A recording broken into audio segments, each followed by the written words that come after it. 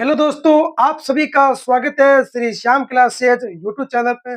मैं आपके सामने धनराज दहिया लेके आया हूँ आज का बहुत ही शानदार टॉपिक और एक मजेदार टॉपिक कक्षा 11th का बायोलॉजी का बहुत ही शानदार टॉपिक है।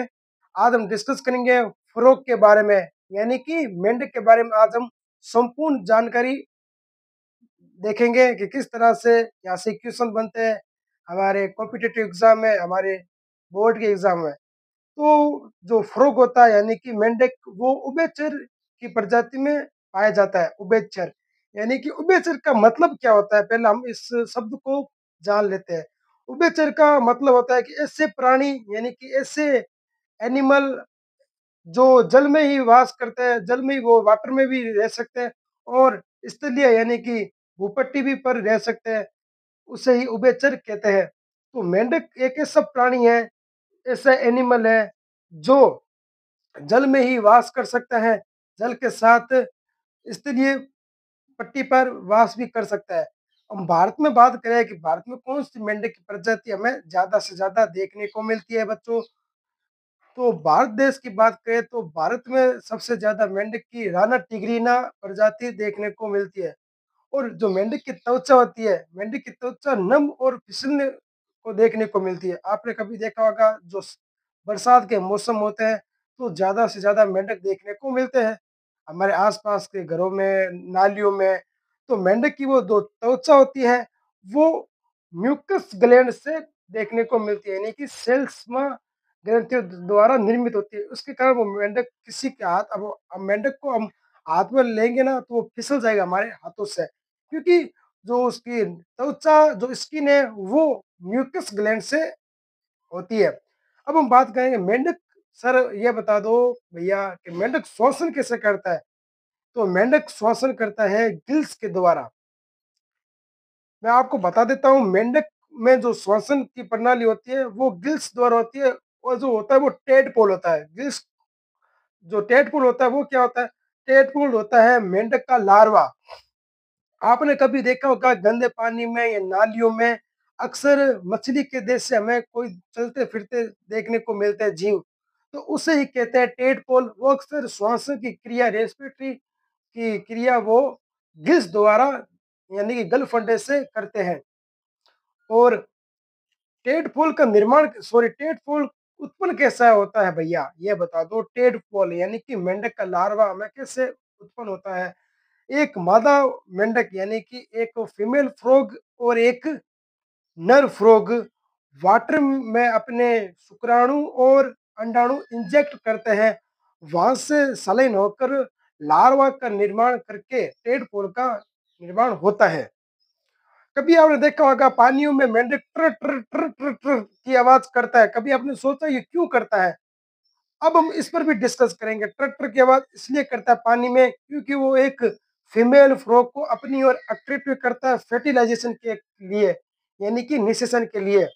आपको बता देता हूँ कि नर में जो शुक्राणु होता है वो मल मूत्र उत्सर्जन अंग द्वारा बाहर की ओर निकलता है, एक ही ऑर्गन से बाहर की ओर निकलता है, जिसे हम कहते हैं अवस्कर कार्य यानी कि वर्किंग।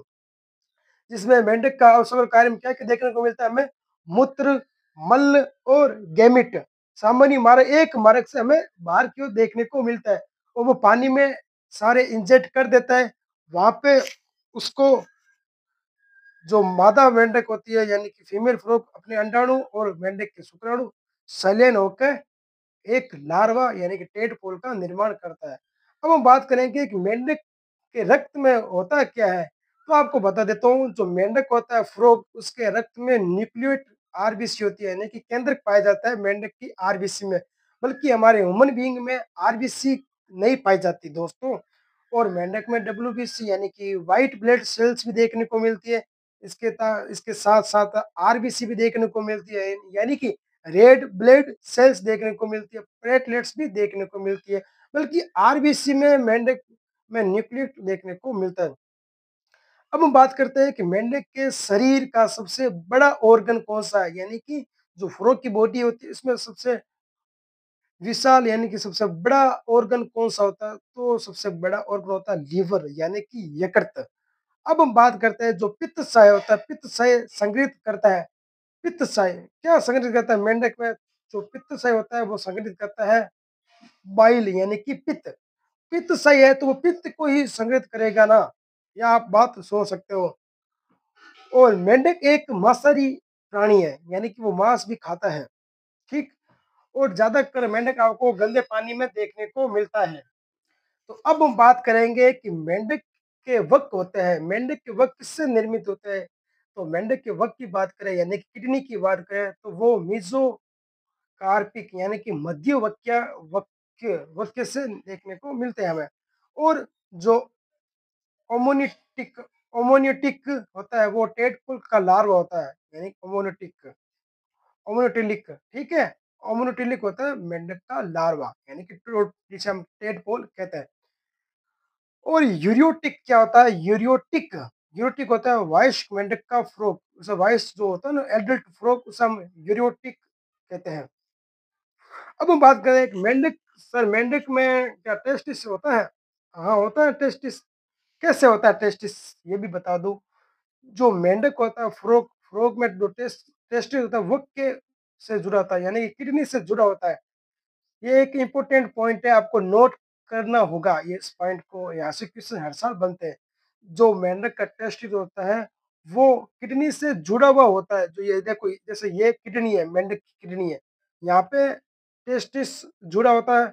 और जो किडनी, जो टेस्टिस के शुक्राणु है वो किडनी में इंजेक्ट कर देता है मेंढक, और वहां से आवश्यक होकर बाहर की ओर मूत्राशय और मल इत्यादि से बाहर की ओर इंजेक्ट कर देता है।